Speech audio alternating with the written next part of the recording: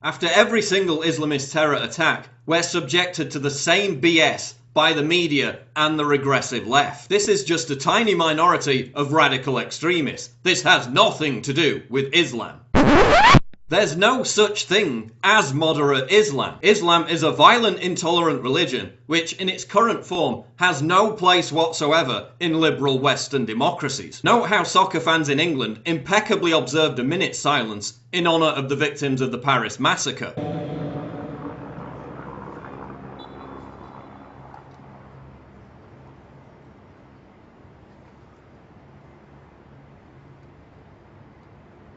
Now see how fans in Turkey, which is 99% Muslim, behaved during that minute's silence.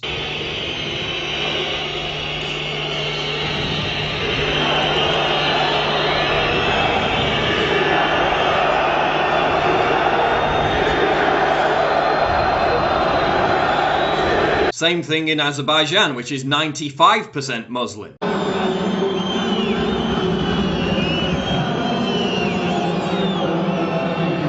Booing, jeering, chants of Allah Akbar throughout the whole stadium during a minute's silence for the victims of ISIS jihadists. Is this still just a tiny minority? Now let's look at the polls. A poll conducted by ICM found that 16% of French citizens, the vast majority of them Muslim, support ISIS. Amongst young people aged 18 to 24, 27% of them support ISIS. That's prime recruitment age. A survey conducted by Al Jazeera Arabic Television, whose audience mainly consists of Sunni Muslims living in the Arab world, found that 81% of respondents supported ISIS. Are we still going to pretend that this is just a tiny minority? A poll by the Arab Center for Research and Policy Studies found that even 13% of Syrian refugees who were supposedly fleeing from ISIS had a positive view of ISIS, and hundreds of thousands of them are pouring into the West, including some of the terrorists involved in the Paris massacre. Let's look at some more polls. The vast majority of Muslims in Africa, the Middle East, Southeast Asia and South Asia support making Sharia law the law of the land. The clear majority of Muslims in South Asia and the Middle East support stoning women to death for the crime of adultery.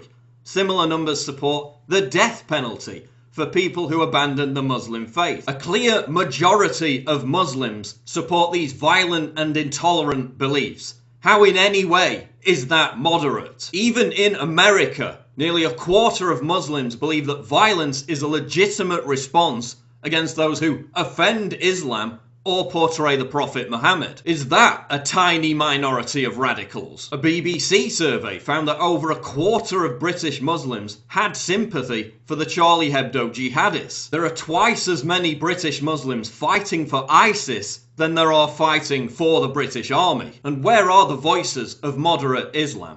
Where are the protests against ISIS by thousands of moderate Muslims? After the Charlie Hebdo attack, we did see thousands of Pakistani Muslims take to the streets to protest against Charlie Hebdo and in support of the jihadists who slaughtered the cartoonists. Now watch this clip, where self-proclaimed moderate Muslims vehemently agree with the most violent and intolerant parts of the Quran.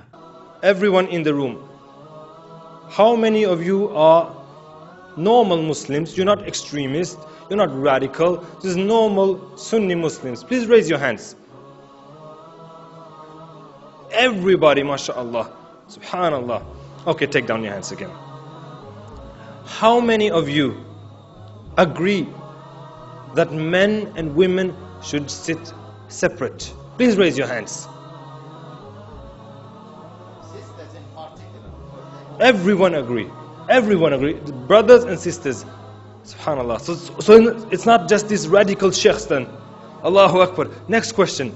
How many of you agree that the punishments described in the Quran and the Sunnah, whether it is death, whether it is stoning for adultery, whatever it is, if it is from Allah and His Messenger, that is the best punishment ever possible for humankind, and that is what we should apply in the world? Who agrees with that?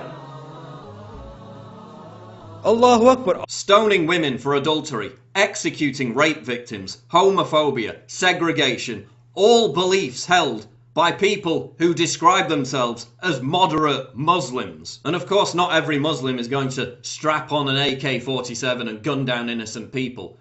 But the notion of moderate Islam is a complete myth. By its very nature, Islam is an intolerant, radical, extremist belief system. I think the biggest misconception is that Islam is a religion of peace. Islam, of the three monotheistic religions, it's the youngest. It is not a religion of peace because it's unreformed. The problem is not radical Islam.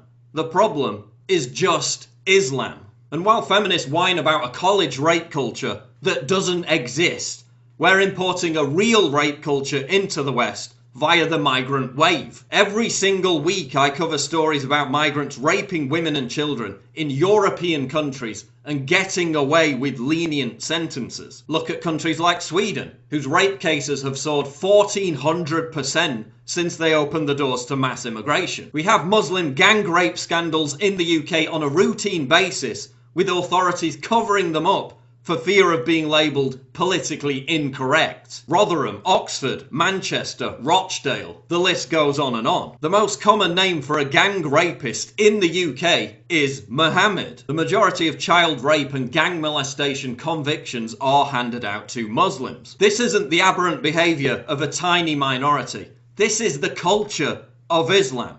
This is the culture that US soldiers have been told to ignore because it's so common in Afghanistan. And where are the voices of the so-called progressive left? As Michel Houellebecq says, on the level of what we customarily call values, Muslims have more in common with the extreme right than the extreme left. Homosexuality, women's rights, secular democracy versus theocracy. So why are liberals only comfortable in opposing the extreme right and not Islam when it comes to these values? Why are liberals happy to ignore or defend violent intolerance when it's espoused under the banner of Islam? Liberals embrace multiculturalism as a form of tolerance. Tolerance of what? Segregation, honour killings, female genital mutilation, homophobia, Sharia law. Listen, ISIS attacked Paris because in their own words, they said it represented a centre of prostitution and vice. This isn't a misinterpretation of Islam.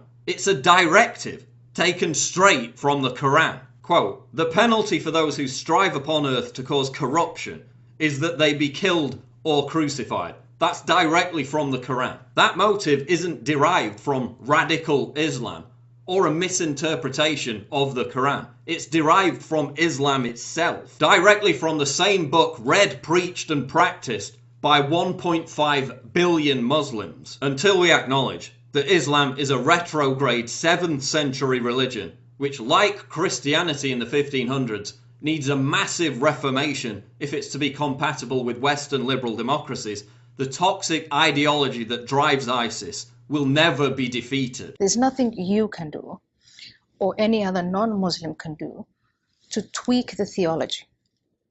That is going to come from Muslims. But what we can do is we can catalyze that. We can give those who want to tweak the theology hope that it is a worthy investment. A worthy investment because these people are risking their lives, the lives of their children. They're risking their livelihoods. And you're going to say it's a worthy investment. It's going to make the world better for Muslims and non-Muslims in the next generation. No matter how many boots on the ground in Syria, no matter how many cruise missiles you launch, the underlying doctrine of violent, intolerant hatred will remain unmoved. And until leftists and so-called progressives grow a spine and stop making apologies for the most fanatical and regressive belief system on the planet, the cycle of violence will never be checked. The problem is not radical Islam. The problem is just Islam.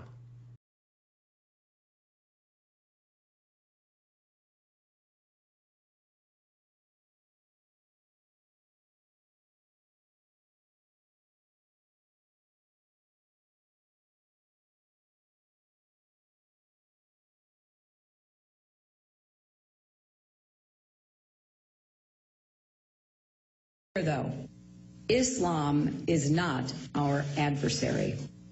Muslims are peaceful and tolerant people and have nothing whatsoever to do with terrorism.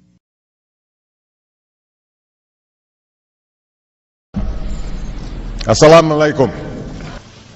Many other Americans have Muslims in their families or have lived in a Muslim majority country. I know because I am one of them. But my father came from a Kenyan family that includes generations of Muslims.